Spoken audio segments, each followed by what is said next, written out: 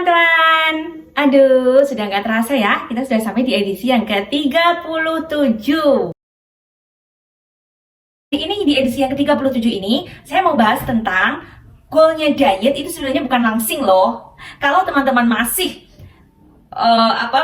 goalnya masih berpikir untuk aku mau diet biar aku langsing gitu, mungkin teman-teman masih dalam ini ya, masih dalam pencarian, masih dalam tahapnya, itu masih tahapnya sepertiganya dari diet ya teman-teman. Melangkah mau diet itu sudah langkah yang luar biasa top, tapi goal sebenarnya itu bukan untuk langsing. Jadi apa dong? Nah teman-teman simak video ini sampai selesai, kita akan bahas bareng-bareng, oke? Nah seperti biasa, sebelum kita membahas ke materi intinya, kita bahas dulu yuk makanannya wong deso hari ini apa ya. Ya karena saya hidup di kaki gunung, saya hidup di kaki gunungnya Merapi ya. Jadi memang benar-benar deso, apa yang dimakan ya apa yang ada di kebun. Oke, hari ini makanan saya ya. Yang saya makan hari ini ada 6 piring. Udah dimakan semua mbak? Iya, ini saya makan semuanya. Tapi nggak langsung dalam langsung semuanya harus habis ya, enggak. Jadi ini tadi ada beberapa yang sudah saya makan, tapi ada makanan untuk keluarga, jadi saya tampilkan di sini ya.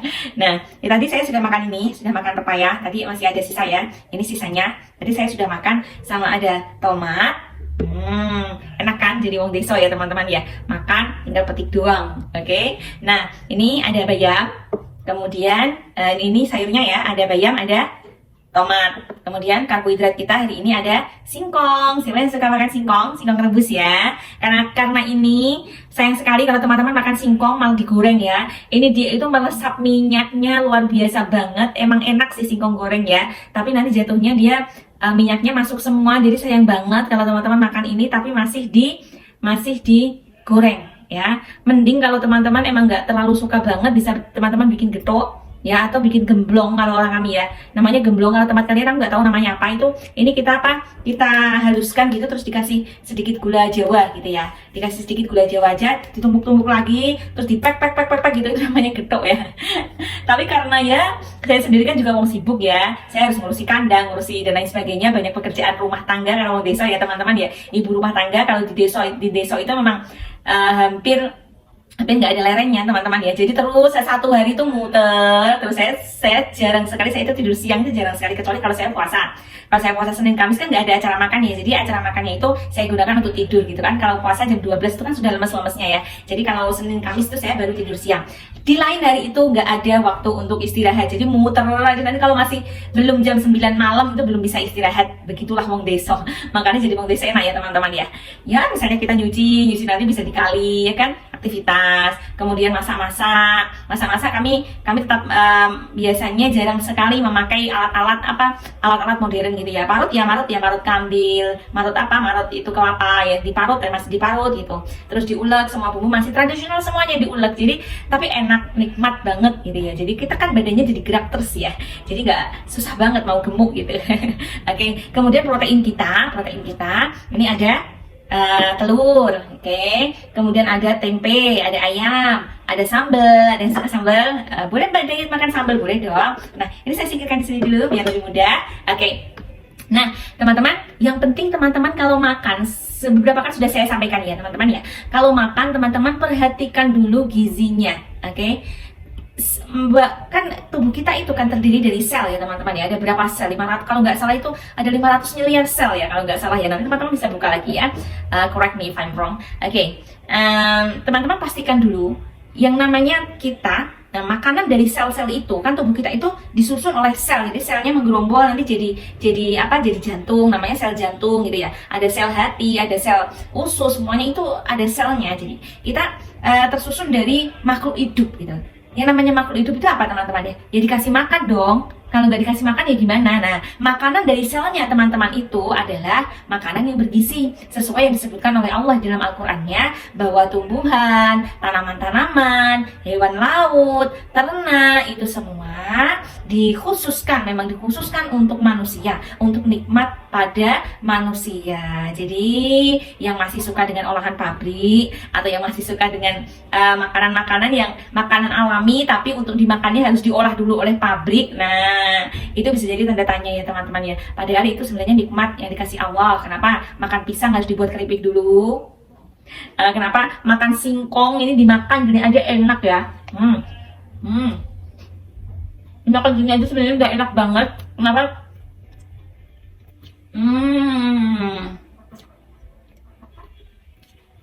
Enak kan?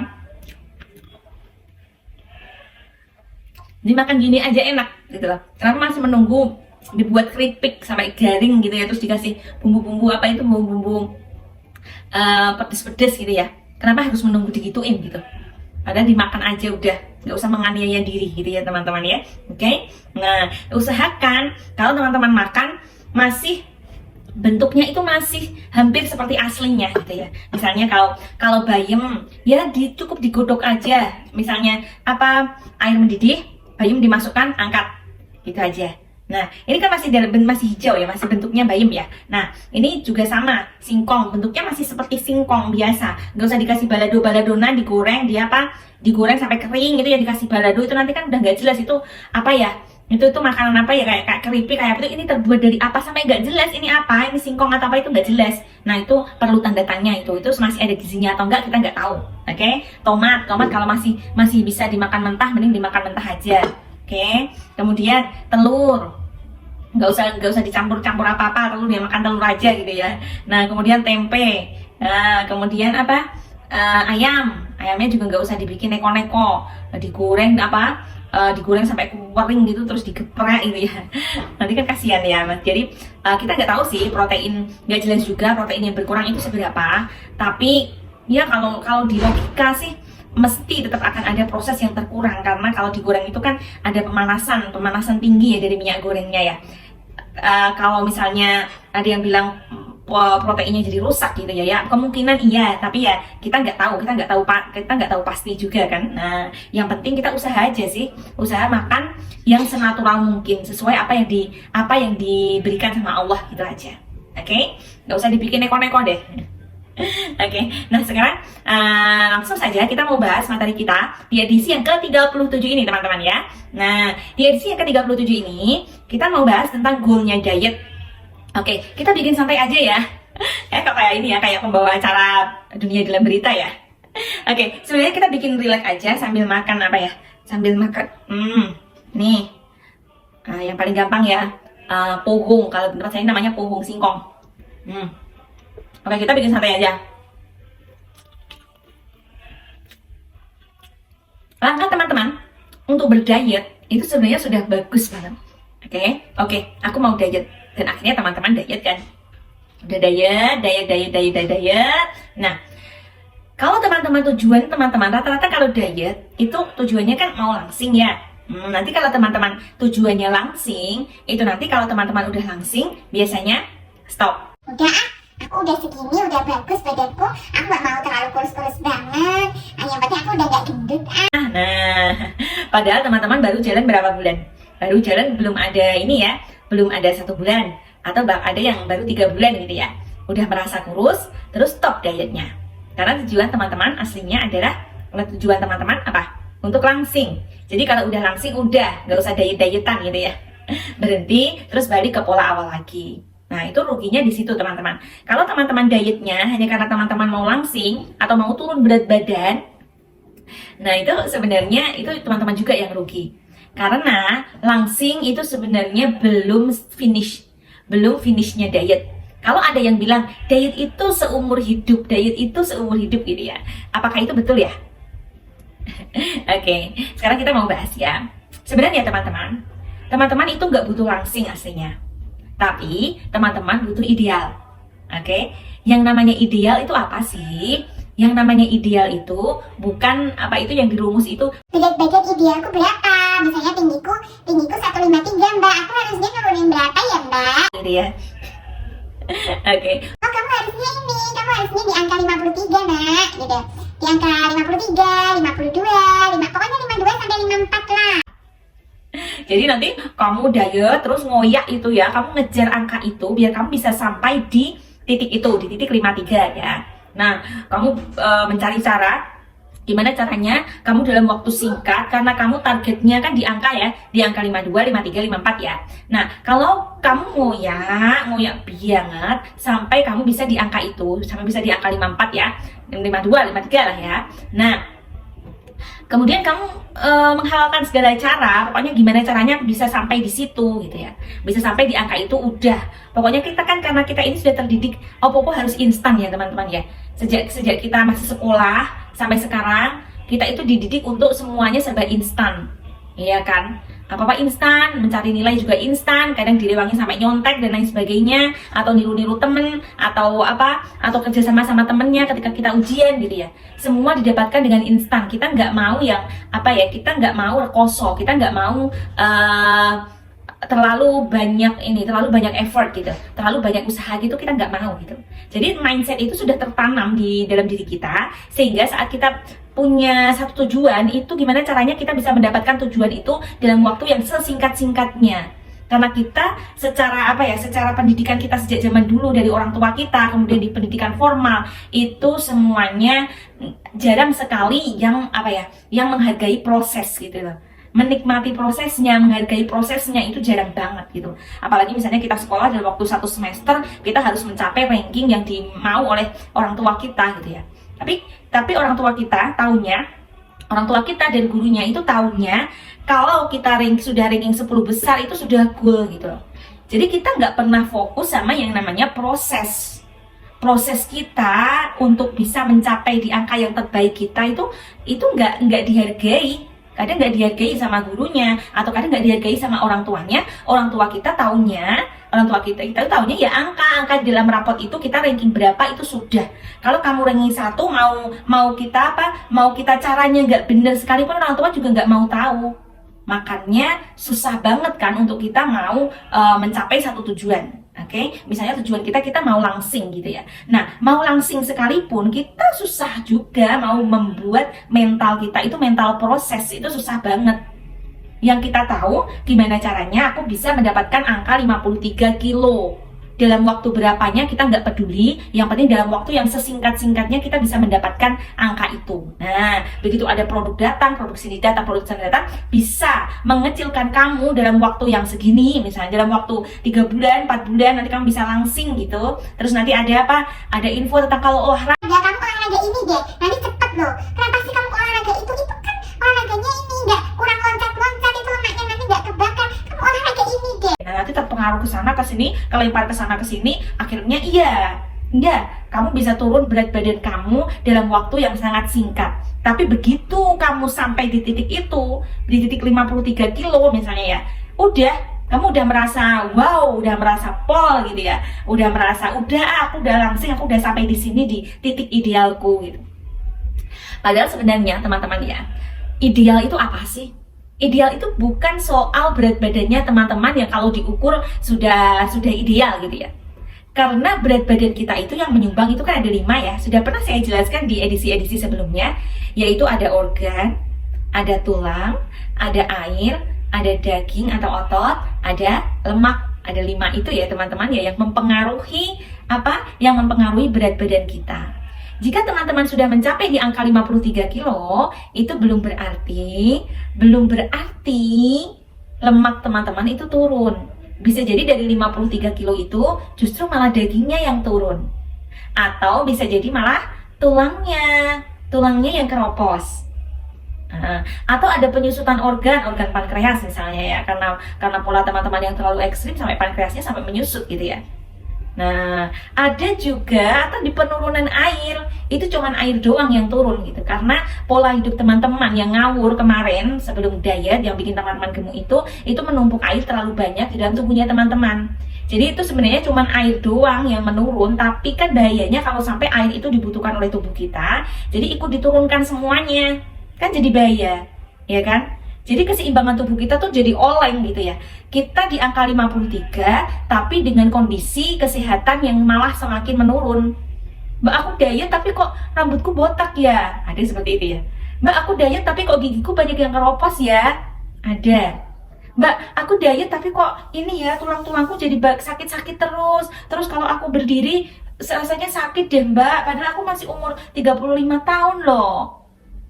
Nah, itu yang bisa terjadi pada semua orang diet ya teman-teman ya. Tergantung teman-teman bisa nggak mendapatkan pola diet yang tepat, di mana Kelima ini yang dimaksud dengan ideal itu, kelima saham ini ya, kelima isi tubuh kita ini, ya komposisi tubuh namanya ya, ini dalam porsi yang seimbang. Oke, seimbang. Jadi sesuai dengan apa yang dibutuhkan oleh tubuh kita.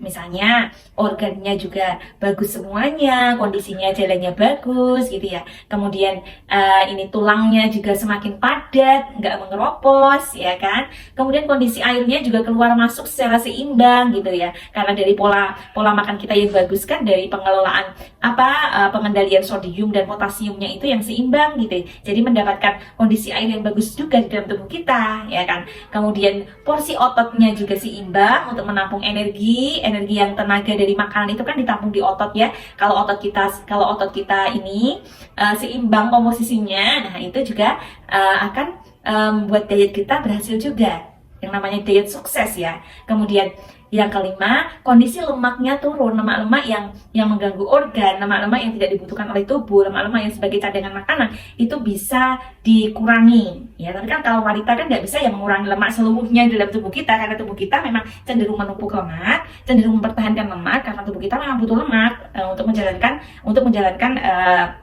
kinerja tubuh kita itu. Wanita itu butuh lemak ya teman-teman ya. Tapi dalam kondisi kelima komposisi ini kalau seimbang, itu yang namanya sukses diet. Jika ini ada oleng salah satunya, ya tentu saja kondisi kesehatan teman-teman sudah tentu akan menurun. Jadi setelah diet yang teman-teman rasakan apa? Jadi lemas, gak bertenaga. Nah, kalau teman-teman berpacunya pada angka doang, pada berat badan idealku berapa, itu teman-teman belum mencapai finishnya diet. Tapi ada satu syarat, oke? Ada satu hal yang teman-teman bisa gunakan sebagai acuan untuk teman-teman memastikan kalau dietnya teman-teman itu benar-benar berhasil. Apa ya teman-teman ya? Ya betul. Tenang. Saya sudah banyak sekali bilang di beberapa konten saya ya, termasuk konten kita yang kemarin itu tentang ego ya. Yang belum nonton, tonton dulu. Oke? Nah, selama teman-teman dalam proses diet itu, teman-teman belum mendapatkan rasa tenang dalam dirinya teman-teman, termasuk dalam kondisi emosionalnya teman-teman kok masih belum tenang, berarti teman-teman belum mendapatkan goal diet. Karena kalau kondisi kelima komposisi tubuh kita ini dalam kondisi seimbang, kita akan merasakan yang namanya stabil secara fisik, stabil secara emosinya. Jadi emosinya juga stabil teman-teman. Perasaan yang kita rasakan tuh kayak setiap hari tuh kayak seneng, happy gitu ya, gak gampang tersinggung, kita jadi gampang bahagia, kita jadi seneng, kita jadi orang baik ya, kita jadi orang pinter juga gitu ya. Mestinya kan kalau kita kok bisa Mbak jadi orang pinter? Iya teman-teman, beda banget rasanya. Kalau teman-teman diet, kalau teman-teman berhasil diet, itu teman-teman kan kondisi kelima-limanya ini kan seimbang ya, seimbang, jadi kita jadi pinter, kita jadi gampang fokus, kita itu jadi nggak peduli orang ngomong apa, kanan kiri ngomong apa, kita cuman fokus sama hidup kita doang. Cuman ngurusin anak-anak, ngurusin suami, bagaimana kita menjadi orang tua yang lebih baik, menjadikan anak-anak kita menjadi lebih baik. Fokus hidup kita cuma di situ aja. Kalau kelima-limanya ini seimbang, ini yang dinamakan apa? Ideal. Jadi rata-rata mereka yang dietnya sukses, teman-teman akan melihat mereka berubah. Dari yang pertama nyil-nyilan, dari yang pertama kali mungkin agak nakal-nakal ya, mungkin agak gitu ya.